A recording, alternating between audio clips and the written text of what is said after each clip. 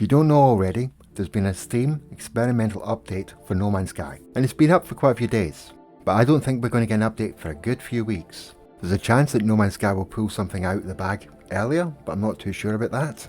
But what is clear, the Steam update is a Mac OS one, and the chances are you don't play in a Mac OS. You probably don't even have any Apple products. So this update might not feel relevant to you. But I'm sure when it's released, and I've got a good idea when the date will be, I'll tell you later, it will come with a lot of other features. And one of them hopefully fixing the multiplayer, and probably an expedition. But I would pay very close attention to the Mac update, because it's more than you actually think. Because Apple's updated Metal 3 basically is a thing that's used by game developers to port games to Apple. And in the past, that's been an extremely difficult thing to do.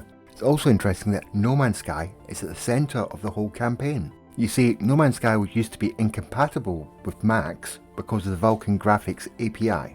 But I think there's more to No Man's Sky being part of their major presentation. Yes, it's going to be available on other platforms, in the Apple range, like iPads. Once they've ported the game through Metal 3, it allows them to tweak it just slightly to get it on all platforms. So yes, it'd be possible to get an iPhone, but I think they'll just stick to the M1 and M2 chip range. So you won't end up with a Switch type scenario. And the fact it can be upscaled will probably solve a lot of problems. And once ported, it can be upscaled all the way up to 4K, but that means it can also be downscaled for things like iPads.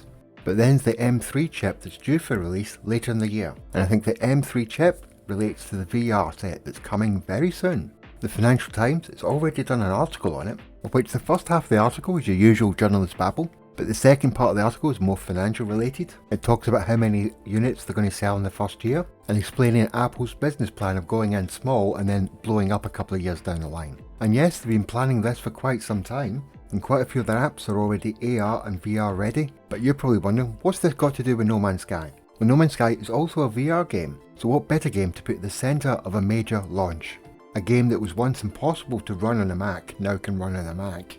A game that can easily transition from the desktop to the iPad, and then for the final reveal, No Man's Sky and the new Apple VR system. But there's also the fact that a lot of business people are saying that Apple is pushing heavy on the game side, and it's suspected they're about to launch their own game studio as well. And I wouldn't be surprised if Apple launches its own emulator at the same time, or at the very least some emulator support, which technically is already there in Metal 3. Of course, that brings us back around to the fact that you probably don't have an Apple. Why would you care? You're certainly not going to buy the VR glasses, they're going to be quite expensive. But if No Man's Sky is at the centre of this whole launch, that's a lot of new players. And let's be honest, No Man's Sky, there's quite a lot of us that are on the older side that love this game.